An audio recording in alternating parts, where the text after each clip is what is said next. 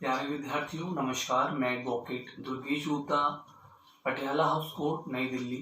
आज आपको भारत सरकार के मानव संसाधन विकास मंत्रालय के द्वारा भारत के संविधान को अपनाने के 70वें वर्षगांठ पर 26 नवंबर 2019 से चलाए जा रहे अभियान के बारे में बताने के लिए प्रस्तुत हुआ हूँ।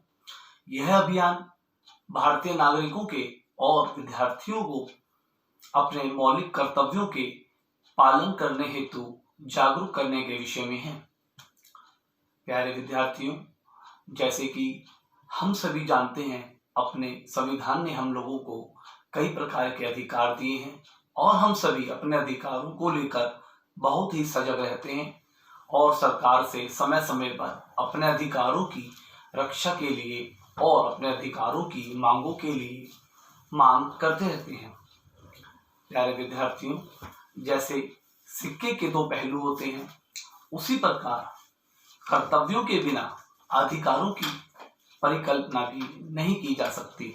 हर अधिकार के साथ कुछ कर्तव्य जुड़े रहते हैं। जिस प्रकार माता पिता की संपत्ति और प्यार पाना हमारा अधिकार है, उसी प्रकार हमारा कर्तव्य है कि हम उनकी सेवा करें, उनके सुख दुख में उनका साथ दें। इसी प्रकार हमारे संविधान ने हमारे नागरिकों के कर्तव्यों को परिभाषित किया है। हमारे संविधान के अंदर भाग 4 का में इनका वर्णन किया गया है और अनुच्छेद 51 का में इसको पूरी तरीके से परिभाषित किया गया है। यह कर्तव्य इस प्रकार से हैं।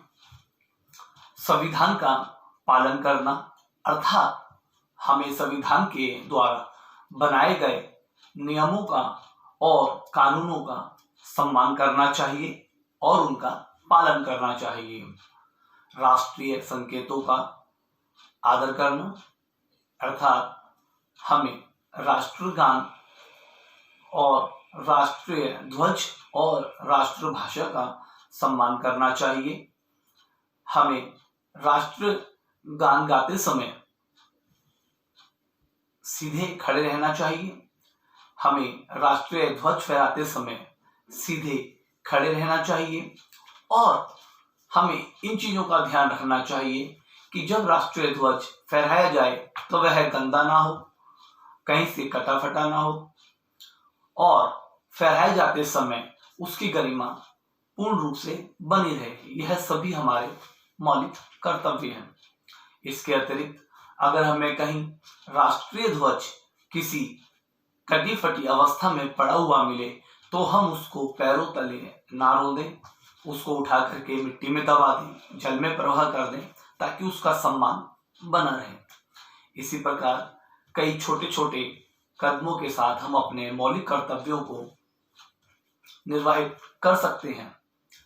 प्यारे साथियों, किसी भी देश के नागरिकों का व्यवहार ही उस देश की तरक्की का आधार होता है और वह व्यवहार हमारे संविधान के द्वारा कर्तव्यों के साथ परिभाषित किया गया है।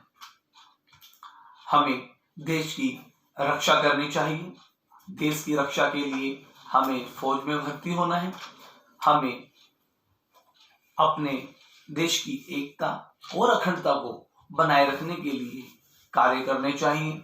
ऐसे कार्य करें कि हमारे देश की संपत्ति को किसी प्रकार का नुकसान ना पहुंचे, हमारे देश की एकता और अखंडता पे किसी प्रकार की आंच न आए। हमें पर्यावरण की रक्षा करनी चाहिए।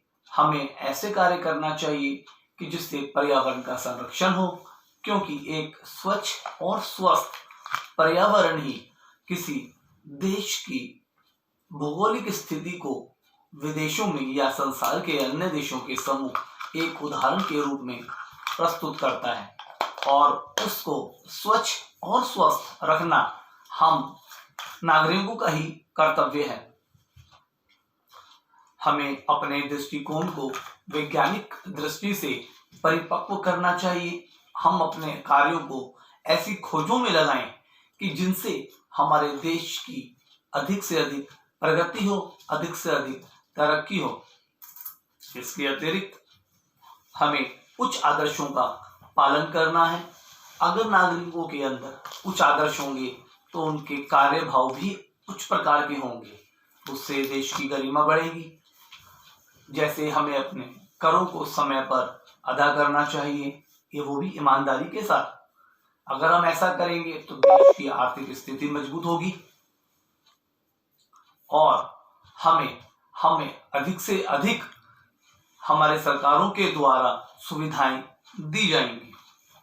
इसके अतिरिक्त हमें देश की एकता और अखंडता को बनाए रखना है और यह भी हमारा कर्तव्य है कि हम अपने 6 से 14 वर्ष के बालकों को अच्छी से अच्छी प्राथमिक शिक्षा अवश्य दें। यह अब तो हमारे संविधान ने इसको एक बालकों के अधिकार के रूप में परिभाषित कर दिया है।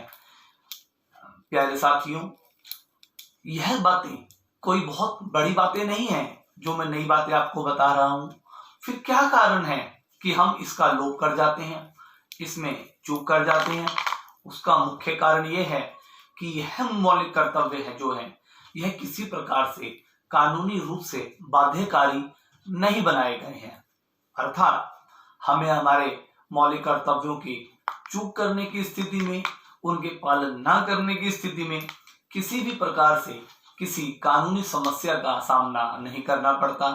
हमें कानूनी रूप से सरकार के द्वारा या सिस्टम के द्वारा कोई सजा नहीं दी जा सकती, अपितु फिर भी हमें अपने कर्तव्यों को अधिक से अधिक ऊर्जावान, मूल्यवान बनाए रखना है, ताकि हम अपने कर्तव्यों के साथ ही अपने अधिकारों की मांग कर सकें। क्योंकि दोस्तों, जब हम अधिकारों का बात करेंगे तो वहां हमारे साथ कर्तव्य भी अवश्य आएंगे।